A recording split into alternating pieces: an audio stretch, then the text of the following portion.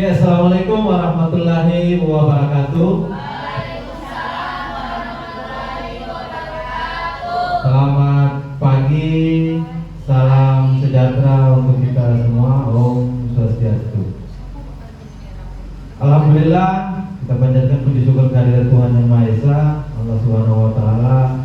Hari ini kita masih diberi kesempatan bisa berkumpul di ruang lab komputer SMA Negeri 1 Mepanga dalam rangka menghadiri undangan dari saya dan Pak Ketut Gunarso sebagai CGP Angkatan 10 Kabupaten Parigi Motong dalam rangka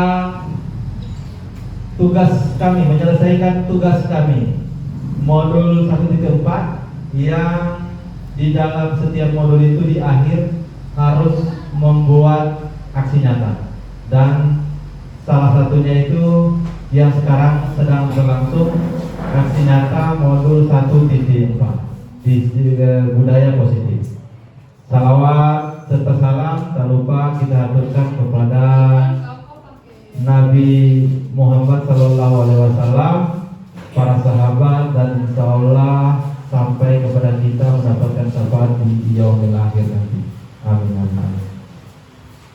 Bapak Ibu yang saya hormati, hari ini tepat pada jam 9:28 saya perkenalkan, saya Barjan, salah satu guru di SMA Negeri 1 Mepanga yang sekarang sedang mengikuti pendidikan calon guru penggerak Angkatan 10 Kabupaten Parigi Motong, akan melaksanakan diseminasi menyebarkan pemahaman dan penerapan budaya positif di sekolah. Semoga apa yang kita lakukan hari ini bisa bermanfaat, mendapatkan ilmu yang bermanfaat dan bisa dipraktekkan ke depannya. Amin. Oke Bapak Ibu, kita next. Di sini ada beberapa pertanyaan yang bisa dijawab secara lugas saja dari situ. Apakah Bapak Ibu setuju bila yang pertama, pemberian hukuman dapat mendisiplinkan siswa? Setuju atau tidak? Pemberian hukuman dapat mendisiplinkan siswa. Setuju atau tidak? Setuju. Yang setuju angkat tangan dong. Setuju. Yang tidak? Yang tidak? Yang tidak? Oke Bapak Ibu, sebentar baru kita berargumen. Pertanyaannya cuma setuju atau tidak? Ternyata setuju ya? Banyak setuju, oke. Dari 8.000 pasang mata yang setuju hampir 799. Pertanyaan kedua, pemberian hadiah dapat meningkatkan prestasi siswa. Setuju atau tidak? Setuju. Yang setuju ini memang perempuan, ini ras terkuat di bumi, susah sekali dilawan. Oh begitu ya. Oke. Jadi kita setuju ya, pemberian hadiah dapat meningkatkan prestasi siswa. Setuju ya? Oke. Pertanyaan pertama setuju, pertanyaan kedua setuju, kan pertanyaan ketiga. Seorang guru harus mampu memberikan solusi terhadap permasalahan siswa. Setuju atau tidak? Setuju. Setuju? Setuju. Oke, berarti kita memang harus memberikan solusi. Setuju. Yang keempat, seorang guru berperan sebagai teman bagi siswa. Setuju atau tidak? Setuju. Oke, setuju. Pak Wayan semangat sekali sampai acungkan jempol. Setuju juga. Setuju, berarti semua jawabannya setuju. Oke.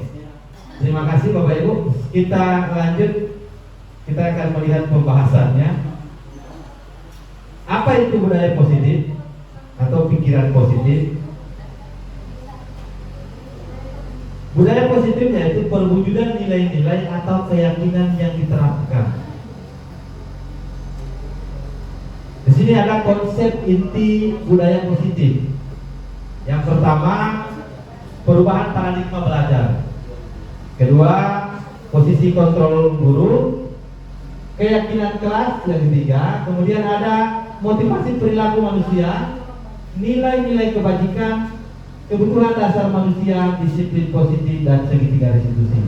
Insya Allah dalam waktu kedepannya nanti ini akan saya coba paparkan materinya.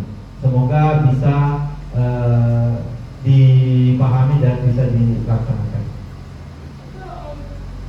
Kita masuk perubahan paradigma belajar.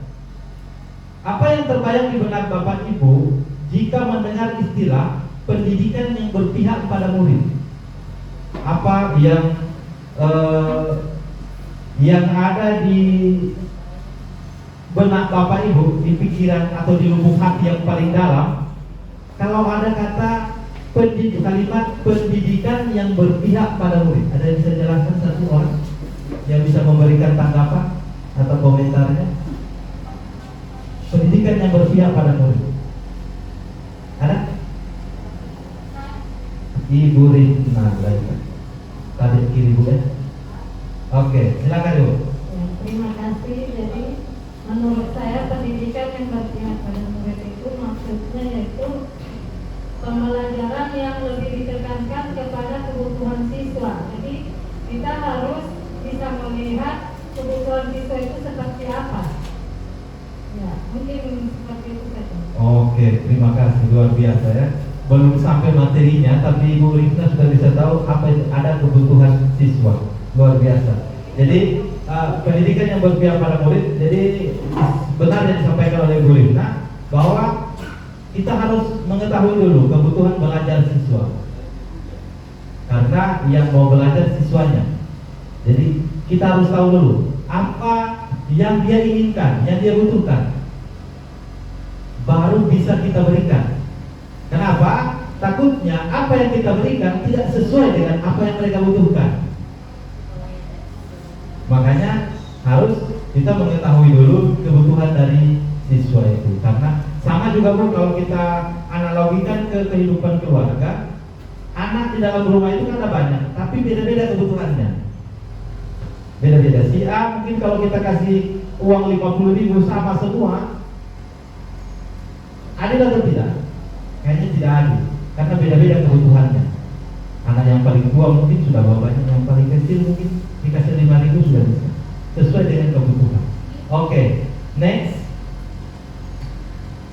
Di sini sebenarnya ada game ini, bukan game, membuat kepalan tangan. Tapi tidak usah dipraktekkan, saya akan coba jelaskan. Di sini ilustrasi dari permainan ini, kita disuruh mengepalkan tangan. Kemudian kita membayangkan dalam kepalan tangan kita itu ada sesuatu yang paling berharga, yang sangat berharga dalam diri kita. Dan kita coba suruh teman di sebelah kita untuk membukanya. Silakan buka kepalan tangan saya ini. Yang terjadi pasti akan beragam. Ada mungkin yang membukanya, ada yang mungkin tidak akan membukanya, dia akan bertahan. Nah, ada yang tanpa dipaksa dia pasti buka. Ya kan? Tergantung seberapa berharganya sesuatu itu yang kita anggap ada di genggamannya kita. Jadi sama juga dengan anak. Kalau kita analogikan dengan anak, ya kan? Anak itu bisa akan berubah, ya. Anak itu bisa kita akan bentuk. Tidak bisa itu kalau hanya pakai model atau motivasi ekstrinsik saja dari luar. Tapi yang sebenarnya yang paling besar motivasi intrinsik dari anak. Motivasi dari dalam diri. Jadi biar kita bilang A, kalau dalam dirinya tidak mau bilang A, pasti akan melawan. Sama juga dengan kita, kalau mau belajar, ya, kalau sudah motivasi intrinsiknya dari dalam yang kita tumbuhkan, biar sudah tua, biar setengah mati, biar baru pasar-pasar so agak-agak gemetar sampai keluar dari meja, kalau motivasi intrinsiknya mau belajar, tetap pasti akan mau. Jadi ini tidak perlu dipraktekkan, begitu ilustrasinya. Jadi apapun yang terjadi. Nyawa pun bisa kita silakan Bu. Nyawa pun bisa akan jadi taruhannya. Nanti pasti ada beragam, seperti ada yang langsung buka, ada yang karena terpaksa. Nah, nanti seperti itu juga murid-murid kita. Ada yang mau melakukan karena takut, terpaksa takut, diancam. Nah, kalau kita analogikan ke murid-murid kita, di sini ada pertanyaannya, apakah Bapak Ibu membuka kepalan tangan Anda? Mengapa? Apa alasan Anda membuka kepalan tangan Anda? Yang kedua, Bapak Ibu menutup kepalan tangan Anda, mengapa? Apa alasan Anda atau B tetap menutup kepalan tangan? Dalam kegiatan ini sesungguhnya siapa yang memegang kendali? Jadi dalam kegiatan tadi itu sebenarnya siapa yang memegang kendali? Diri Bapak Ibu atau orang yang di sebelahnya kita? Yang jelas diri kita, iya kan? Kita mau buka, kita mau tidak, mau terpaksa atau tidak, tetap kendalinya ada pada diri. Yaitu dinamakan dengan kendali atau kontrol diri. Lanjut, miskonsepsi teori kontrol dari William Glasser. Ilusi guru mengontrol murid, ilusi bahwa semua penguatan positif, efektif dan bermanfaat. Ilusi bahwa kritik dan membuat orang merasa bersalah dapat menguatkan karakter. Ilusi bahwa orang dewasa memiliki hak untuk memaksa. Ini ilusi. Kalau mau dibilang hoax, ya. Ilusi guru mengontrol murid itu ilusi, hoax. Tidak bisa kita kontrol murid. Yang kita mau kontrol itu menumbuhkan mode intrinsiknya dari dalam diri. Jadi siswa itu tanpa kita perintah lagi, tanpa ada rasa takut atau apa. Kemudian ada ilusi bahwa semua penguatan positif, efektif dan bermanfaat. Ya. Kemudian ada ilusi bahwa kritik dan membuat orang merasa bersalah dapat menguatkan karakter. Ini keliru, miskonsepsi. Ada terjadi perbedaan, salah. Jadi kadang kita, saya pun begitu ya. Kalau ada anak-anak buat kasus, yang kita lakukan itu membuat anak itu merasa bersalah. Iya kan? Kan seperti itu. Kita berharap itu bisa menguatkan karakter anak, menguatkan karakter empatinya kah atau apa. Tapi sebenarnya itu salah, keliru. Ya. Kemudian ada ilusi bahwa orang dewasa memiliki hak untuk memaksa. Itu tidak betul, ada kesalahan. Orang dewasa itu dianalogikan kita sebagai guru. Kita memaksakan kehendak kita kepada murid. Lanjut, ada di sini merubah paradigma stimulus respon ke teori kontrol. Jadi saya bacakan saja Bapak Ibu ya. Stimulus respon, realitas, kebutuhan kita sama. Kalau teori kontrol, realitas, kebutuhan kita berbeda. Jelas, kita pakai yang teori kontrol. Kemudian yang stimulus responnya, semua orang melihat hal yang sama. Setiap orang memiliki gambaran yang berbeda. Kira-kira ada kesamaan makna tidak? Semua orang melihat hal yang sama, tapi setiap orang memiliki gambaran yang berbeda. Kemudian ada kita mencoba mengubah orang agar berpandangan sama dengan kita. Kalau teori kontrol, kita berusaha memahami pandangan orang lain tentang dunia. Kalau teori kontrol, kalau stimulus respon, kita memaksa. Tapi kalau teori kontrol, kita memahami pandangan orang. Jadi akan muncul saling menghargai. Kemudian perilaku buruk dilihat dengan suatu kesalahan. Kalau teori kontrol tidak, semua perilaku memiliki tujuan, apakah itu baik atau buruk.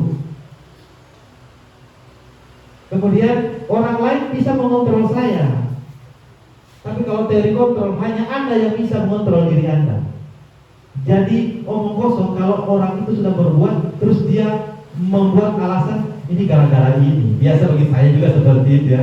Biasanya ketika kita sudah muncul itu, ini gara-gara ini, kalau saya tidak begini ini. Padahal sebenarnya itu dari dalam dirinya yang mengontrol dirinya. Saya bisa pemaksaan ada pada saat dudukan gagal. Kalau teori kontrol, kolaborasi dan konsensus menciptakan pilihan-pilihan baru. Kalau teori kontrol dia lebih mengutamakan kolaborasi. Stimulus respon berkata model berpikir menang atau kalah.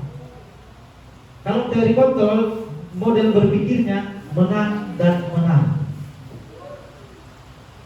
Tidak ada menang dan kalah. Jadi menang dan menang.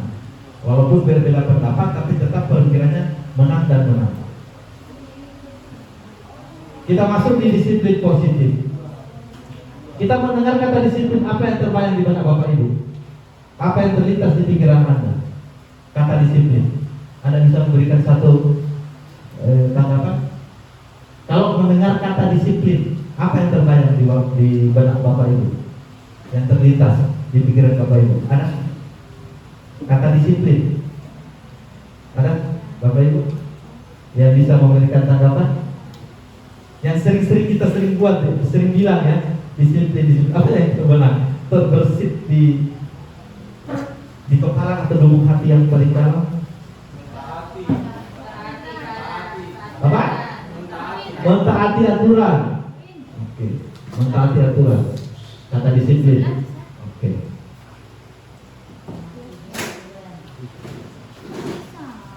Di sini ada sedikit penjabaran. Disiplin positif. Disiplin positif berasal dari bahasa Latin, yaitu disiplina, yang artinya belajar. Saya juga baru tahu, ternyata kata disiplin itu artinya belajar, bukan memerintah. Saya baru tahu dan cukup kaget dan tercengang. Dengan kata lain, disiplin diri juga mempelajari bagaimana cara kita mengontrol diri dan bagaimana menguasai diri untuk memilih tindakan yang mengacu pada nilai-nilai yang kita hargai. Luar biasa ya kalau dia punya penjabaran. Disiplin positif merupakan suatu cara penerapan disiplin yang bertujuan untuk menumbuhkan kesadaran serta memberdayakan murid tanpa imbalan penghargaan, ancaman atau hukuman. Itu yang dibilang disiplin positif. Kalau kita kembali ke yang pertama tadi, kita kembali ke di sini, semua mengatakan setuju. Pemberian hukuman dapat mendisiplinkan siswa. Pemberian hadiah dapat meningkatkan prestasi siswa. Ternyata ketika masuk di penjabarannya, saya pun akan tercengang.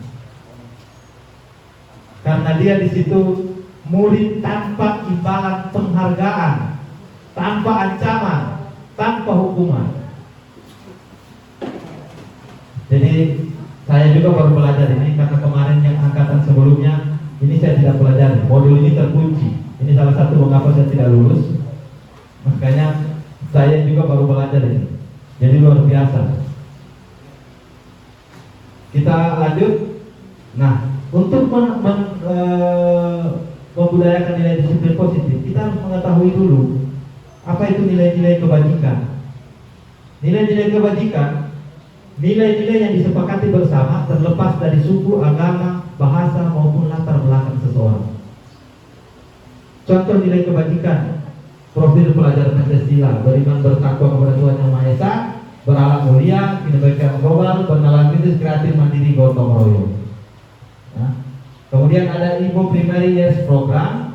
Yang pertama itu toleransi. Itu nilai-nilai kebajikan: rasa hormat, integritas, mandiri, menghargai, antusias, empati, keingintahuan, kreativitas, kerjasama, percaya diri, dan komitmen. Kalau the seven essential virtues: empati, suara hati, kontrol diri, rasa hormat, kebaikan, toleransi, dan keadilan. Ini nilai-nilai kebajikan universal. Dan ini saya rasa kita semua sepakat, nilai-nilai ini yang akan kita tanamkan pada murid-murid kita di sekolah. Saya rasa pasti semua setuju nilai-nilai kebajikan ini. Kemudian ada namanya motivasi perilaku manusia. Yang pertama, menghindari ketidaknyamanan atau hukuman. Yang kedua, mendapat imbalan atau penghargaan. Yang ketiga, menghargai diri dan menjadi seperti yang mereka inginkan. Di situ ada motivasi ekstrinsik seperti yang saya jelaskan tadi, masuk di menghindari ketidaknyamanan atau hukuman, mendapatkan imbalan atau penghargaan. Kalau motivasi intrinsiknya menghargai diri sendiri, menjadi seperti yang mereka kita inginkan. Ya, jadi seperti tadi pertanyaan di awal, apakah memberi hadiah bisa meningkatkan prestasi? Rata-rata kita menjawab setuju. Ternyata di sini di motivasi perilaku manusia itu masuk di motivasi ekstrinsik, motivasi dari luar. Berarti dia belajar supaya dapat hadiah. Berarti motivasi ekstrinsik. Ya.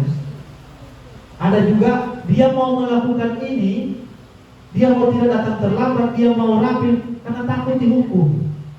Berarti ekstrinsik, bukan dari dalam diri, karena ada konsekuensi. Aduh, ini kalau lambat lagi, pas walian tiketnya Pak Surisman ini, aduh, benjol lagi kita ya, disuruh dorong motor lagi, atau bagaimana? Di piketnya Pak Suparjan lagi disuruh dorong motor mundur-mundur lagi, ini kalau lambat. Pasti itu hukuman. Dan setelah saya belajar ini ternyata saya keliru.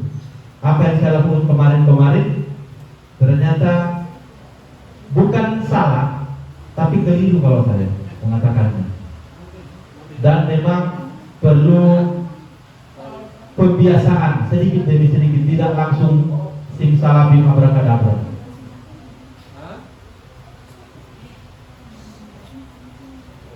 Di sini ada yang pertama, hukuman. Hukuman itu tidak terencana tiba-tiba. Murid tidak tahu apa yang terjadi. Itu kalau hukuman. Setuju tidak? Iya, kalau hukuman itu terjadi tiba-tiba, tidak terencana. Murid tidak tahu apa yang akan terjadi. Masih bertanya, mau dia apa sih? Mau dia apa sih? Mau dicubit saya, mau dicubit. Karena tak cubit berapa tempel. Iya kan? Tidak melibatkan murid dalam pengambilan keputusan. Tidak ada haknya murid. Semua dari guru. Itu kalau hukuman. Bersifat fisik atau psikis. Bersifat fisik biasanya kita melakukan ada ya wajar. Saya juga masih sering melakukan seperti itu. Kadang kita lepas kontrol. Makanya saya bilang kebiasaan dari awal sedikit-sedikit, tidak langsung. Oh, saya harus langsung motif intrinsik atau nonsen, tidak bisa. Nyanda mampu, percuma. Ya, harus pelan-pelan. Bersifat psikis juga, mempengaruhi pikiran, mental. Biasanya ada kita tidak memukul, tapi kita ini lidah tak betul. Lidahnya mamli ini bahaya kalau satu kali bicara, jarang bicara, satu kali bicara, padis. Itu biasanya psikis yang dipengaruhi. Kemudian ada konsekuensi. Konsekuensi ini sudah agak-agak bagus. Yang pertama, dia terencana, disepakati. Kemudian murid tetap dibuat tidak nyaman. Tetap tidak nyaman walaupun itu disepakati. Kemudian guru selalu memonitor murid. Contohnya peraturan kelas. Contohnya itu disepakati kan, peraturan disusun disepakati. Tapi pernah nggak kita tanya murid itu nyaman tidak dengan peraturan itu? Yang tidak pernah. Yang penting saya bilang, kalau belajar dengan bapak tidak boleh bergerak-gerak, tidak boleh pamiri, semua menghadap kemari. Disepakati itu memang, tapi anak-anak nyaman tidak kan? Belum tentu. Seperti orang kasihan yang ngagein atau babisul di pantai, dia harus pamiri kan? Kemudian guru selalu memonitor. Bapak kau biasa begitu. Saya bukan siapa-siapa, saya juga kadang seperti itu. Iya, betul Pak. Kita semua. Iya. Kita kan butuh perhatian Bapak ya. Betul sekali. Jelek dan tampan itu relatif Pak, tapi perhatian itu pasti Pak, harus. Ya. Itu konsekuensi. Betul, sudah bagus, tapi masih ada lagi sedikit. Dan itu rata-rata kita menggunakan yang kedua ini, konsekuensi. Iya kan? Sudah diatur memang. Kemudian ada yang terakhir, ini yang paling bagus, tapi memang perlu pembiasaan. Namanya restitusi. Sudah pernah dengar kata-kata ini, Bapak Ibu? Restitusi. Sudah? Sekarang atau yang sebelum-sebelumnya belum pernah dengar restitusi.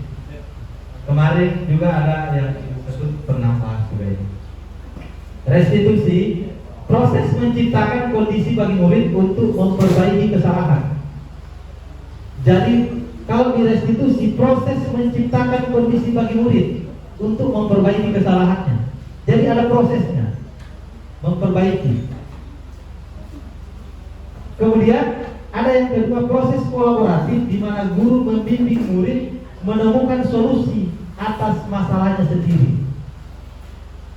Jadi kita yang membimbing murid itu kolaborasi.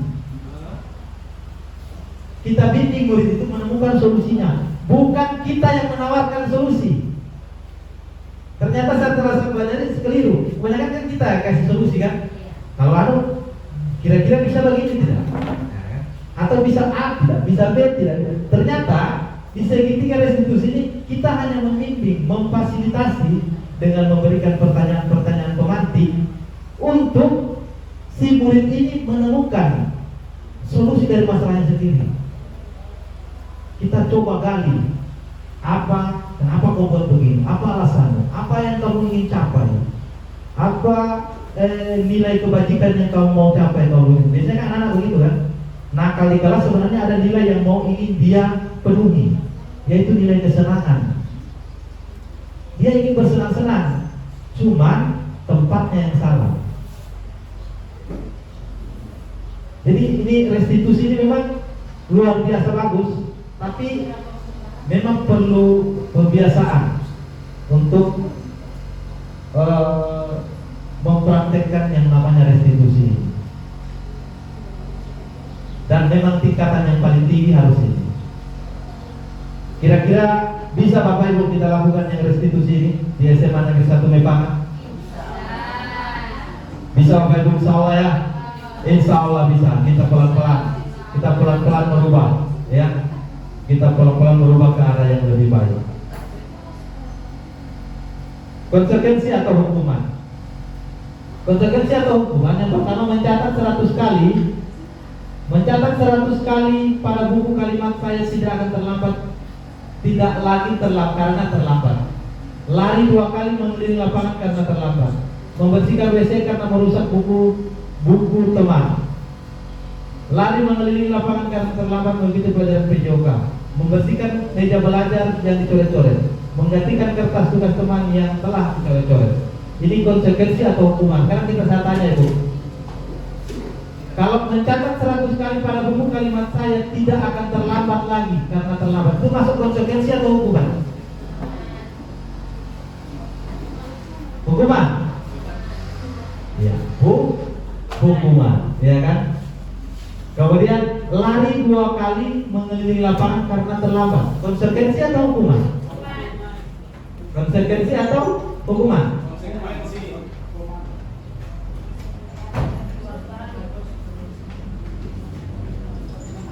Tadi konsekuensi katanya sudah disepakati.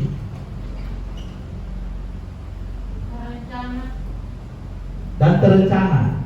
Kalau hukuman dia tidak terencana. Oke. Nanti sebentar saya bukakan LMS saya. Nanti kita lihat pertanyaan benar atau tidak. Kita langsung cek di kuisnya. Membersihkan WC karena merusak buku teman. Hukuman atau konsekuensi?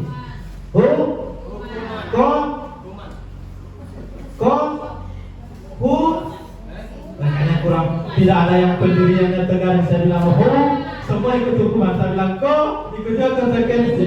Hukuman atau konsekuensi? Ya, hukuman. Hukuman itu tidak terencana, tidak ada didikan di dalamnya sebenarnya kalau hukuman. Pelanggarannya apa, hukumannya apa? Ini kan pelanggarannya merusak buku teman. Apa biasanya dikasih bersih? Ya kan? Lari mengelilingi lapangan karena terlambat mengikuti pelajaran PJOK. Hukuman atau konsekuensi?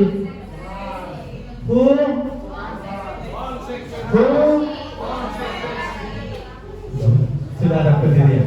Iya, konsekuensi. Karena Karena biasa kami guru PJOK saya dengan Pak Odang biasanya sudah disepakati itu. Nyaman atau tidak karena terlambat lari ngoni. Nyata lari ngoni push up. Biasa begitu.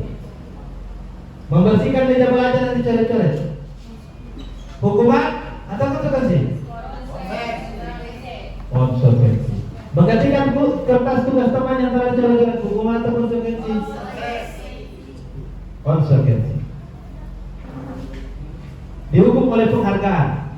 Penghargaan efektif jika ini tadi seperti yang dikatakan oleh Ibu Imelda, bahwa memberikan penghargaan itu bisa meningkatkan prestasi. Saya baru dapat ilmunya, ada yang namanya dihukum oleh penghargaan. Yang pertama, penghargaan efektif jika menginginkan seseorang melakukan sesuatu yang kita inginkan dalam jangka waktu pendek. Jika kita menggunakan penghargaan lagi dan lagi dan lagi, maka orang tersebut akan tergantung pada penghargaan yang diberikan, serta kehilangan motivasi dari dalam. Jika saya mengharapkan suatu penghargaan dan tidak mendapatkannya, maka saya akan kecewa dan berkecil hati, serta kemungkinan lain kali saya tidak akan berusaha sekeras sebelumnya. Mereka yang percaya bahwa mereka tidak memiliki kesempatan untuk mendapatkan penghargaan akan berhenti untuk mencoba. Pasti. Seperti yang dikatakan Ibu Imelda, bahwa penghargaan, pemberian hadiah bisa meningkatkan prestasi. Setuju Mas? Setelah mendengar ini masih setuju atau tidak? Tidak. Tapi bukan berarti kita langsung hilangkan hadiah kalau yang kenaikan kelas. Bukan. Pelan-pelan kita masukkan pembelajaran ini kepada siswa juga. Jadi pelan-pelan. Jangan langsung main bola tak jangan. Kadang seperti itu Bapak Ibu. Anak yang pintar biasanya modelnya seperti itu. Anak yang pintar makin pintar, anak yang bodoh makin bodoh. Karena dia berpikir, saya tidak bisa kejar dia, saya tidak bisa dapat prestasi itu, maka dia akan berhenti untuk belajar.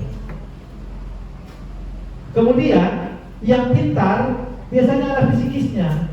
Pernah dengar begini Bapak Ibu, kasus anak-anak juara ketika di semester berikutnya dia tidak juara, dia akan down. Pernah dengar begitu di keluarga kita mungkin, atau di anak cucu kita atau kemanakan? Kalau saya pernah begitu. Anak itu sampai menangis sampai down, tidak mau keluar kamar. Dia merasa gagal dalam hidupnya, bahwa dia tidak bisa mencapai prestasi apa yang diharapkan.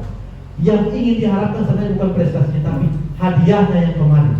Karena jelas tiap tahun hadiah akan berkembang. Tahun ini agak kecil, ya tahun depan pasti akan besar. Setelah ditanya, itu yang kita takutkan jangka panjangnya. Kalau jangka pendeknya seperti tadi, ya. Karena kalau jangka pendeknya kita ingin anak itu semua pintar, sesuai dengan kita punya kemauan. Kalau jangka panjangnya, anak itu akan yang pintar maki akan terus yang dapat juara, yang bodoh ya yang bisa juga belajar. Itu si dia itu nanti ada juara itu.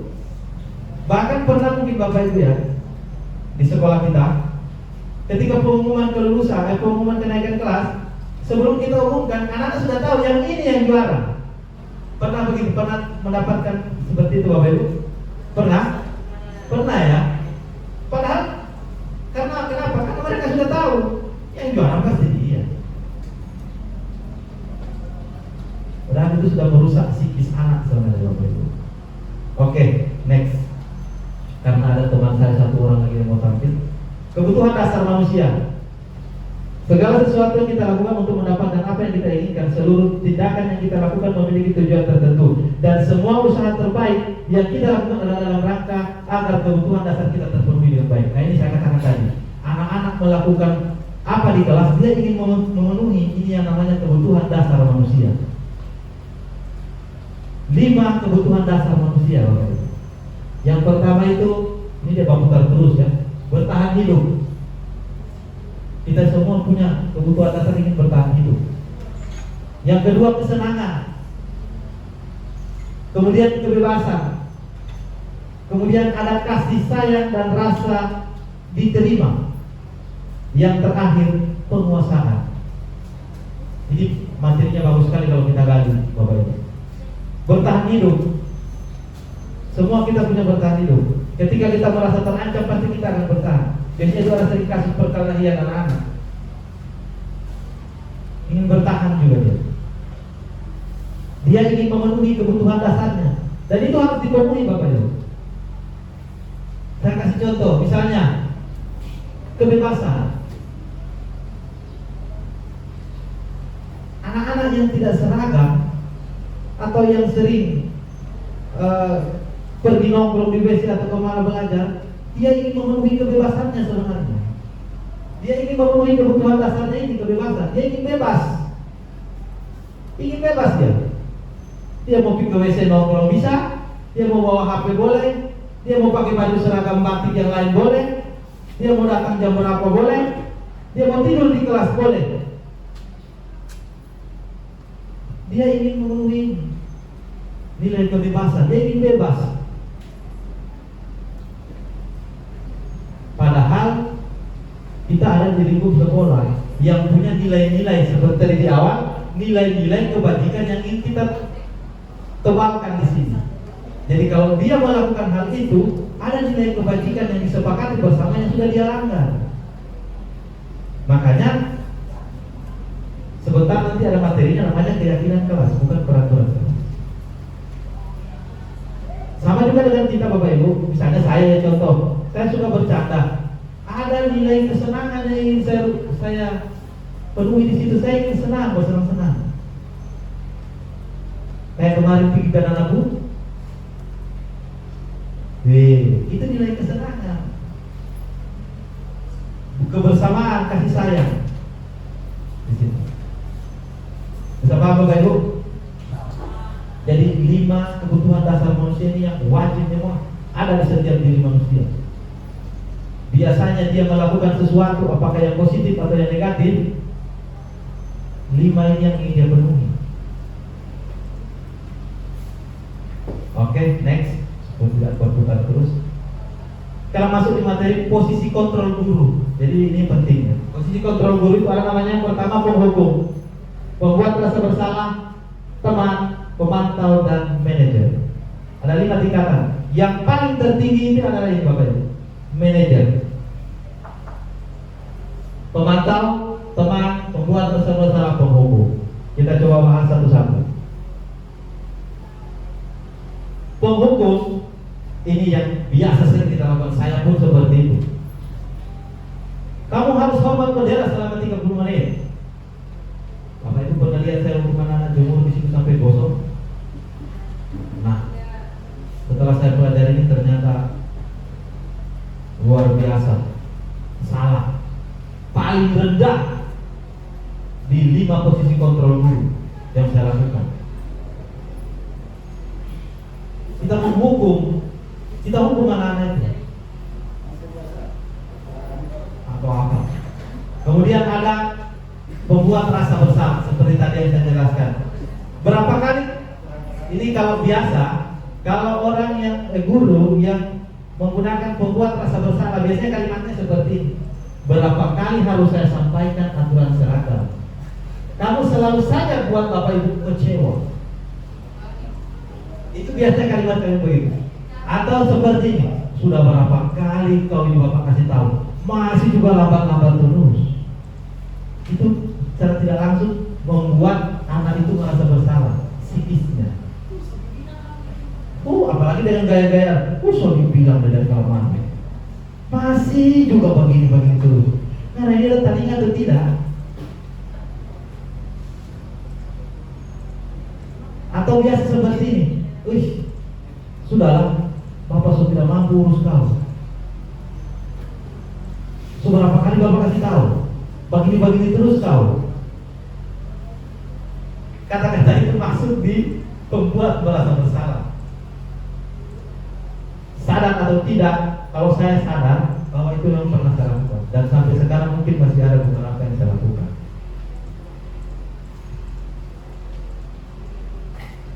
Teman, kalau teman biasa kata-katanya begini, ayo dong ikut aturan sekolah, tolong bantu Bapak Ibu sekali saja ya, lain kali jangan dibuat lagi ya. Biasanya kata-katanya begitu Bapak Ibu. Itu posisi kontrol sebagai teman. Saya juga sering begitu.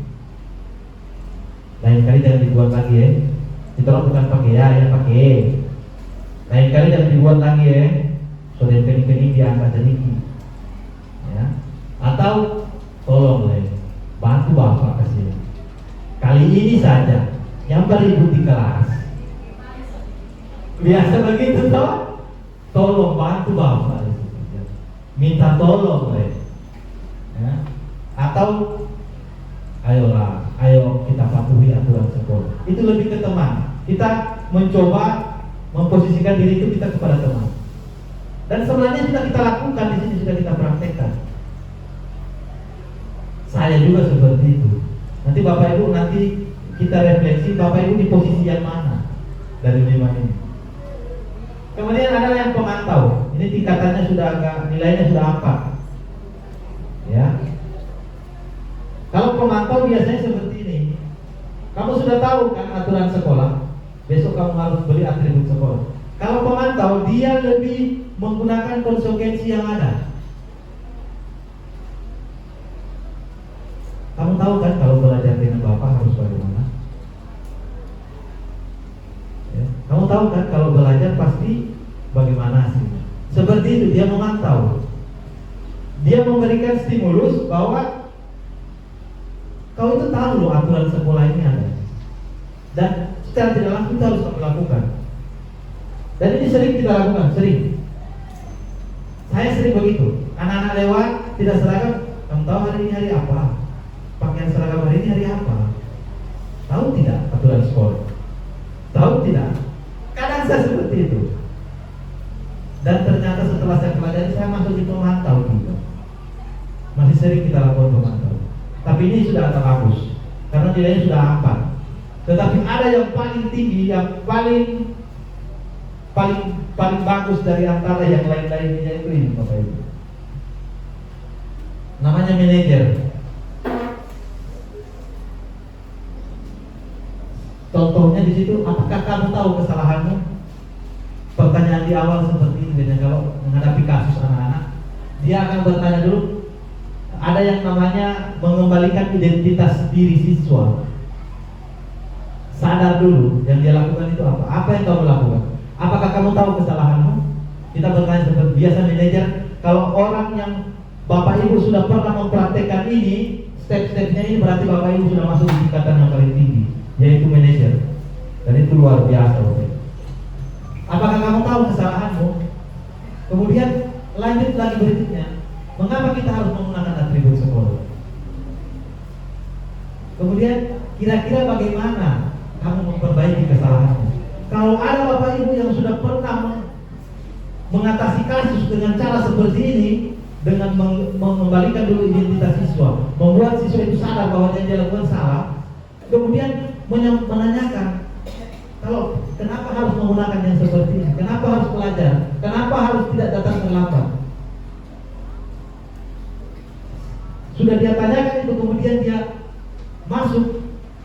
Kira-kira apa yang kamu bisa perbaiki untuk memperbaiki yang hari ini supaya depan lebih baik. Kalau Bapak Ibu sudah pernah lakukan ini, berarti Bapak Ibu sudah di posisi yang paling tinggi. Bapak Ibu sudah mempraktekkan yang namanya manajer. Dan ini luar biasa Bapak Ibu, sangat susah. Saya saja tidak hafal langkah-langkahnya, masih ada balik-balik. Manajer. Kalau saya tanya Bapak Ibu ada di posisi yang mana? 1, 2, 3, 4 atau 5? Bisa secara aklamasi saja. 1, 2, 3 atau 4 atau 5? Kadang-kadang di 1, kadang-kadang di 2, kadang-kadang juga di 3, kadang-kadang 4, kadang-kadang malah 5 deh, ya. Kadang-kadang begitu ya. Kadang-kadang juga di 5, sudah masuk di 5 kita kembali lagi ke 1. Kadang-kadang begitu Bapak Ibu ya. Bagaimana Pak Ada? Iya kan? Kadang-kadang kita sudah begini, kita punya model, tapi kita balik lagi ke buku.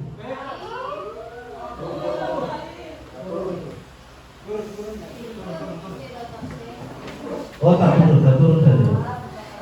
Ini tadi apa? Ini Bukan, apa AC-nya tak mampu. AC makanya getar-getar tadi itu. Salah satu. Satu saja bunuh. Sudah dirusak ibu, sudah terturun. Apa yang mau dibunuh lagi? Ini masih sudah mati bapak. Sudah terturun, tidak mampu dia. MCB-nya ini tidak mampu untuk AC. Ini penjelasan tentang listrik sedikit yang saya tambahkan. Aduh mati ini ya. Komputer mati guys. Komputer mati ya? Oh iya. Langsung AC-nya kan. saja bunuh. Kasih aktif bapak naik baru saya kasih mati.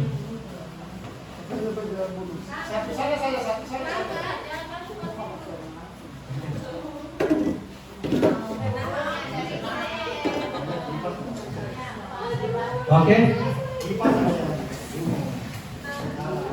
Jadi memang betul kita itu sering masuk di sudah bagus sudah sampai menyecer pulang lagi keuntungan. Oke. Sambil lalu Bapak Ibu saya lanjut ya biar cepat. Keyakinan sekolah atau keyakinan kelas? Kenapa keyakinan kelas bukan peraturan kelas? Ada yang bisa jelaskan sedikit?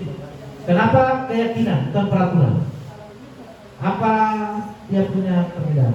Ada yang bisa jelaskan sedikit? Kenapa keyakinan bukan peraturan? Ada? Kenapa harus keyakinan bukan peraturan? Yang biasa di sini kan kita pakai peraturan ya. Peraturan. Tahu aturan kelas, tahu aturan sekolah, ya kan? Kenapa kita apa bedanya peraturan dan keyakinan? Ada yang bisa jabarkan sedikit kalau peraturan? Tidak ada. Tidak ada ya? Ada tidak? Tidak ada ya? Next ya. Kasih. Siap. Jadi kenapa keyakinan kelas bukan peraturan kelas atau sekolah?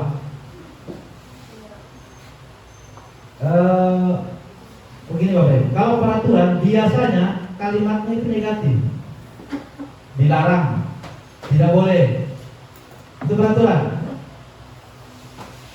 Dilarang menyontek, tidak boleh membawa HP,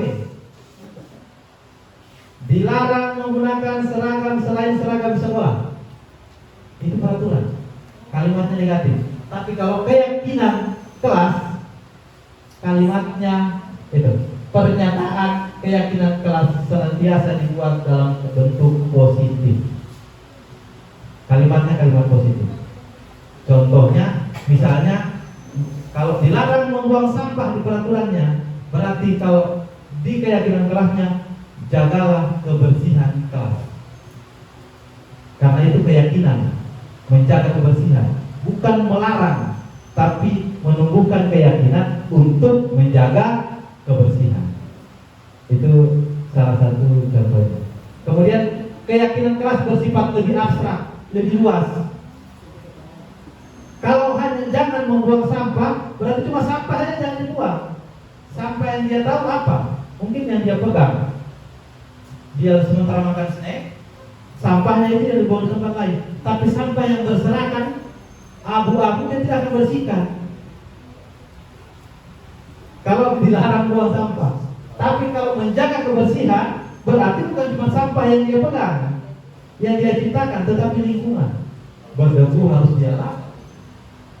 Karena debu kan bukan kita, memang ada. Jadi seperti itu Bapak Ibu. Kemudian keyakinan kelas berupa pernyataan universal. Jagalah kebersihan, karena itu pernyataan. Kalau hukuman dia katakan berbentuk larangan, bukan pernyataan. Kemudian keyakinan kelas sebenarnya tidak terlalu banyak. Kalau peraturan biasanya banyak. Contohnya peraturan sekolah, peraturan kelas biasanya sampai 7 sampai 8 sampai 10. Kalau keyakinan jangan usah banyak-banyak. Kalau nanti Bapak Ibu mau membuat keyakinan kelas, nggak usah banyak-banyak. 3 boleh, ya. Minimal 3. Kenapa? Supaya mudah diingat oleh anak. Ketika di kelas itu membuat suatu masalah, ketika kita mau proses, gampang kita mengingatkan kembali keyakinan yang sudah kita yakini kemarin apa yang kita lakukan. Dia akan ingat, oh ini Bapak Ibu. Misalnya dia berkelahi, kita gali anak itu, terus kita tanyakan keyakinan yang kemarin kita sudah buat di kelas, kira-kira apa? Dia akan bilang saling menghargai. Silakan Ibu.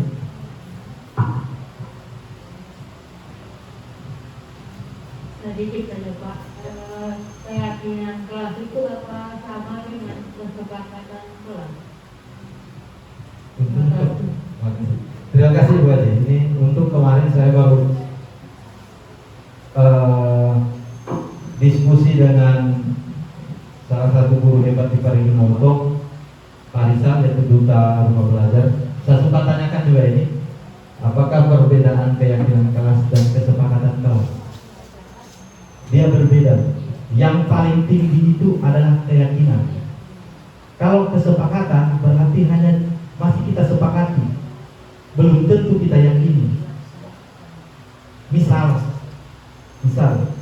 dalam ruangan ini kita sepakati kita tidak boleh makan dalam ruangan ini.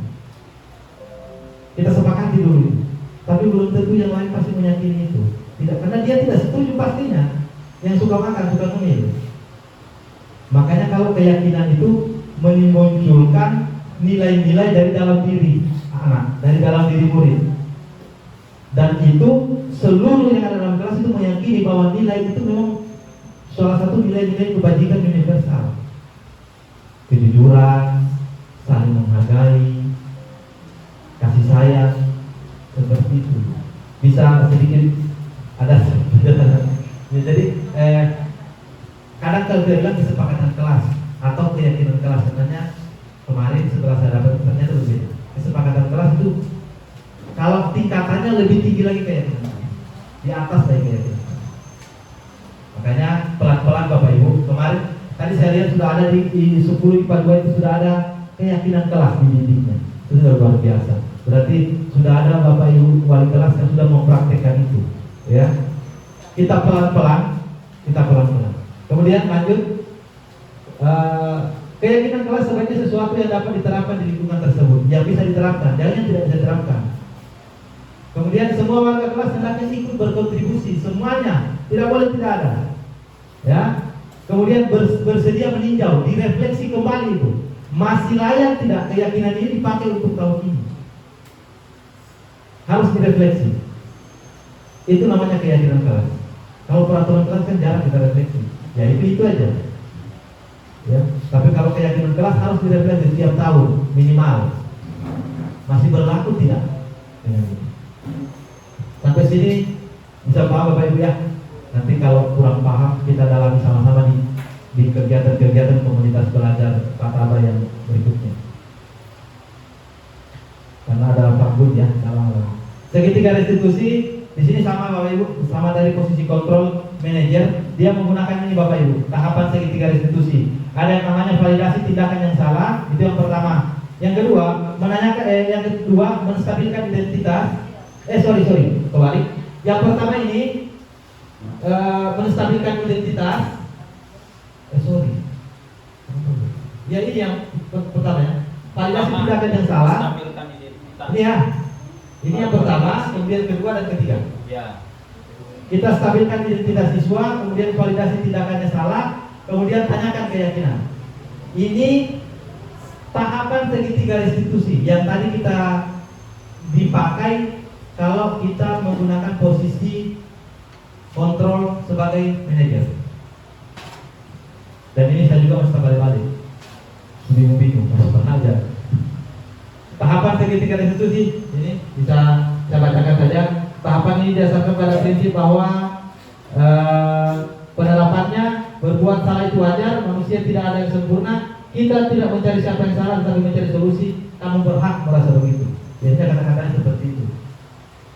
Biasanya seperti ini. Kalau anak kita tanyakan kenapa kamu berbuat begini? Oh begini Pak, alasan begini. Kadang-kadang kita mau, ya betul. Namanya manusia tidak ada yang benar, selalu tidak luput dari kesalahan. Seandainya Bapak juga di posisinya, kamu pasti Bapak akan lakukan hal seperti itu. Ya, ini salah satunya. Nanti kita belajar, kita dalami lebih dalam lagi kalau di komunitas. Karena ada Pak Guru. Kemudian ada tahapan yang kedua, validasi tindakan yang salah. Kamu pasti punya alasan. Biasanya kalau kita sudah tanyakan, kamu punya alasan pasti mau melakukan ini. Ini sudah masuk segitiga restitusi Bapak Ibu, yang Bapak Ibu lakukan. Padahal kamu bisa melakukan hal yang lebih baik dari ini, atau hal yang lebih buruk dari ini. Kalau sudah ada yang kita kata-kata yang pernah kita keluarkan, kita sudah melakukan segitiga restitusi loh.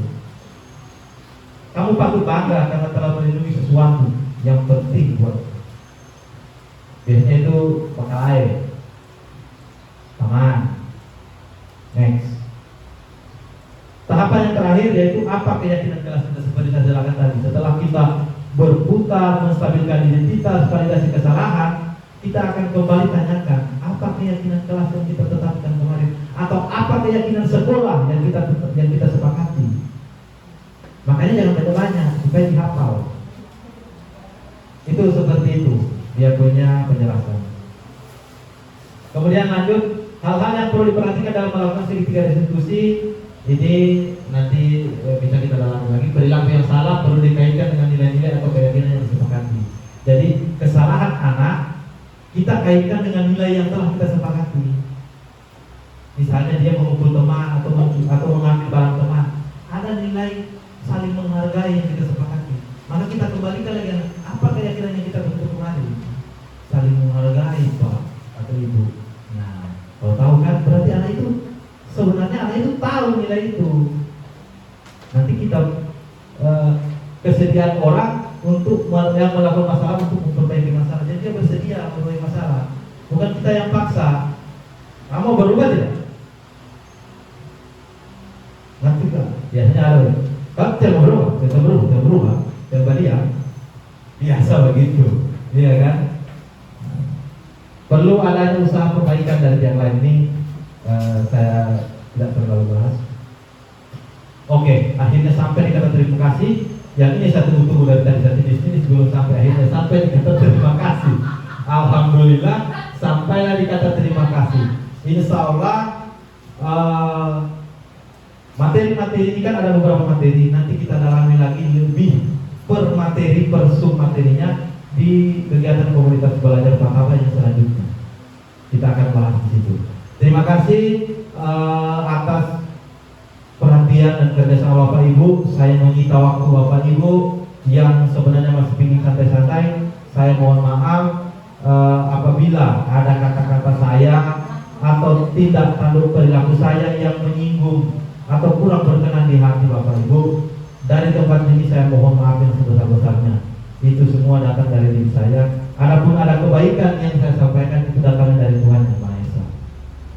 Saya ucapkan banyak terima kasih. Saya akhiri. Assalamualaikum warahmatullahi wabarakatuh.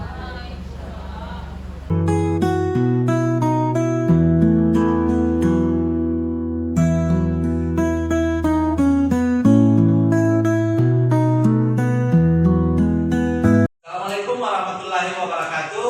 Waalaikumsalam warahmatullahi wabarakatuh. Selamat pagi, salam sejahtera, Om Swastiastu. Terima kasih atas kehadiran hari ini anak-anak. Bagaimana kabar kalian hari ini?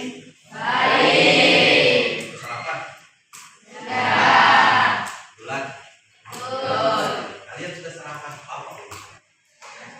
Bapak mendahulukan kalian dulu sarapan belakang. Gitu ya. Oke, jadi hari ini Bapak akan membuat melaksanakan salah satu aksi nyata Bapak di pendidikan yang penggerak. Salah satunya itu ya membuat keyakinan kelas. Sebelum kita masuk ke langkah-langkahnya, ada yang sudah pernah dengar keyakinan kelas? Atau ada yang sudah pernah buat? Yang biasa dibuat apa? Biasanya kalau kelas tata tertib ya, atau peraturan ya. Biasanya kalau masuk sekolah itu di kelas 1 baru ya, kelas 1 baru pasti salah satunya itu selain membentuk struktur organisasi kelas, salah satunya itu pasti membuat peraturan kelas. Dalam mulai munculan di situ satu-satu, ya kan? Eksplor teman-teman yang lain sudah mulai bilang. Begitu dia bilang apa peraturan kelas kita? Yang perempuan yang paling banyak. Coba dilarang mengambil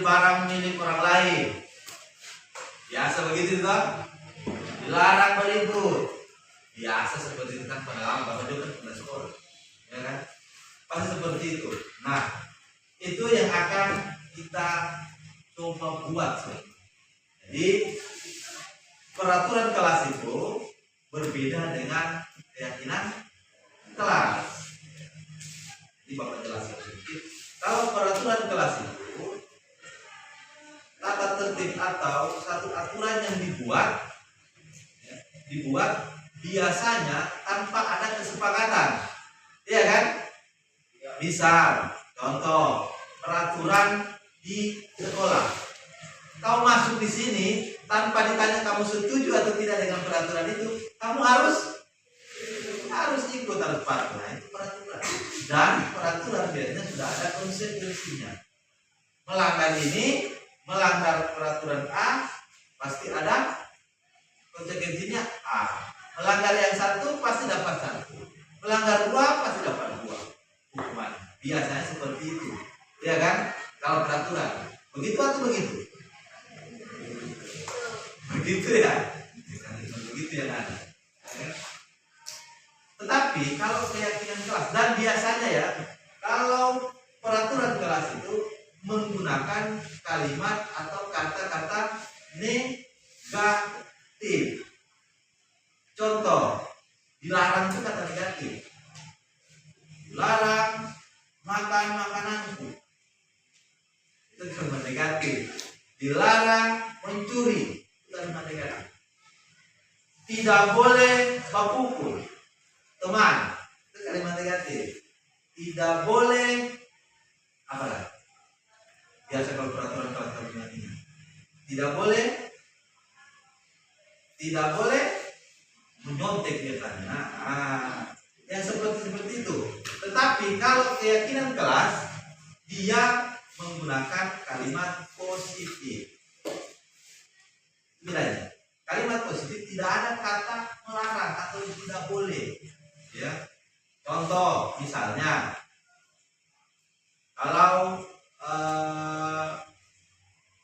ada aturan dilarang buang sampah di sini. Itu banyak tempat-tempat umum ya. Larang buang sampah di sini, dia tempel di sini. Ya di dinding itu orang tidak mau buang sampah karena kalimatnya negatif, lebih ke ekstrinsik motivasi. Tetapi kalau kalimat keyakinan kelas, dia berubah, bukan lagi dilarang, tapi jagalah kebersihan. Kan beda ya? Maknanya sama ya, dilarang buang sampah dengan mana dilarang buang sampah di sini atau jagalah kebersihan. Mana yang lebih enak didengar? Apa? Dilarang atau apa? Tidak boleh atau apa? Dilarang mencoret meja. Dilarang mencoret meja. Oke. Dua. Lagi dilarang apa lagi atau apa? Ayo. Peraturan kelasnya kamu yang sudah kalian buat. Dilarang makan di kelas. Dilarang berbicara ketika guru menjelaskan. Berarti ini apa? Nilai apa sebenarnya itu? Saling menghargai. Saling menghargai.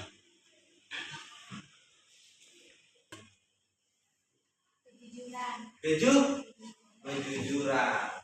Berarti di sini dilarang menyontek, mengerjakan. Kalau dibahasakan dalam bahasa kalimat positifnya, dilarang menyontek berarti mengerjakan pekerjaan secara mandiri, ya kan?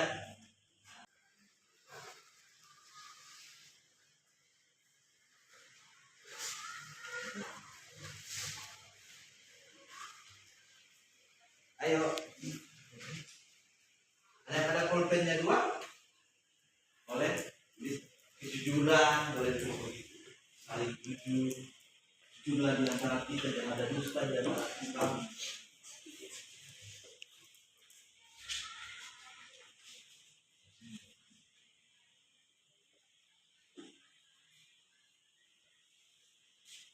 Oke, sudah boleh? Sudah? Kalau sudah, Yang sudah boleh ditempel di sini. Silakan ditempel. Nanti sebentar dari sini kita pilih lagi di sini, baru kalian tanda tangan. Pakai sticky note ini juga ditempel di sini tanda tangan. Nah itu jadilah kesepakatan yang kalian tanda tangan di sini. Ayo silakan ditulis. Kalau sudah silakan ditempel di plano.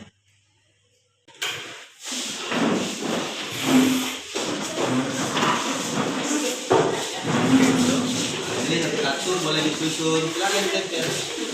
Oke.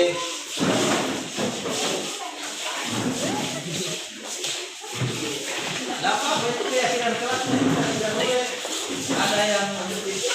Oke. Ngomong ada ini ya.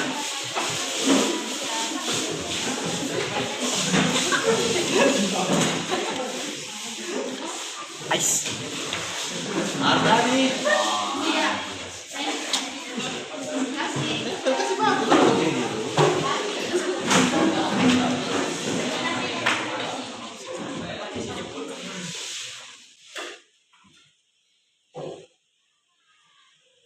Apa lagi? Di sini ada menjaga lingkungan sama, menjaga lingkungan, menjaga kebersihan kelas. Kayaknya sudah masuk juga dengan menjaga fasilitas kelas, ya kan? Kalau bersih pasti fasilitasnya pasti akan dijaga juga, ya kan? Kemudian apa lagi? Oh ini disiplin, ya kan? Disiplin di dalam kelas. Masih mau ditambah atau tetap 3 itu aja? 3 saja ya? 3 ya, sudah tidak banyak-banyak. Keyakinan kelas itu tidak boleh banyak-banyak. Karena kalau disiplin dalam kelas itu sudah masuk kejujuran di dalamnya. Kayaknya sudah cukup lagi. Caranya saja ya. Yang belakang tidak apa. Di belakang.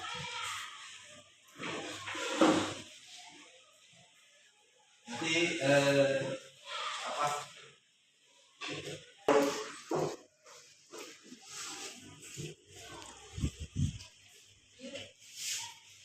Sana? Belakang deh. Tadi itu. Oke. Sudah?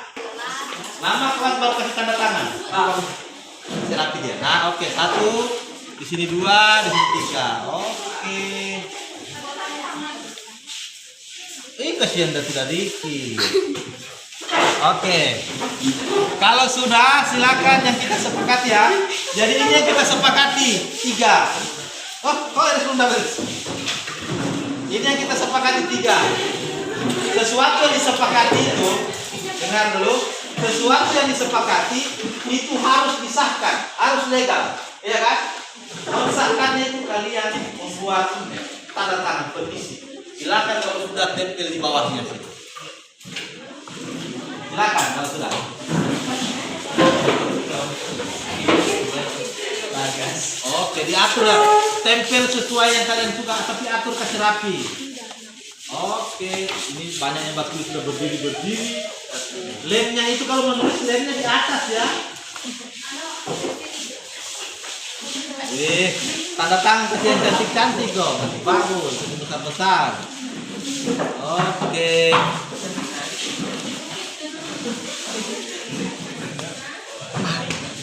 Yes. Tahu ada nih? Itu ada baku tumpuk paten. Oke, di atas boleh. Sudah semua? Kelas disiplin di dalam kelas. Jadi 3 ini. 3 ini yang kalian sepakati. Dan itu bukan bapak yang pak, tapi memang hasil kesepakatan dari kalian. Jadi bukan peraturan, tapi keyakinan kelas. Itu kalau kalian lakukan, kalian yakini ada nilai kebajikannya. Kalau kalian lakukan ini yang kalian yakini sekarang 3 itu, kalau kalian lakukan itu betul, ada nilainya, misalnya nilai positif. Oke, sampai sini ada yang mau ditanyakan? Tak ada. Terima kasih. Ya.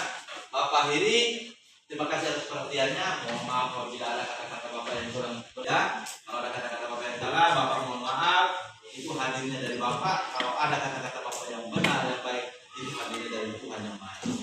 Ya, ambil sisi positifnya, buang sisi negatifnya. Oke, terima kasih atas perhatiannya, atas kerjasamanya. Bapak Wassalamualaikum warahmatullahi wabarakatuh.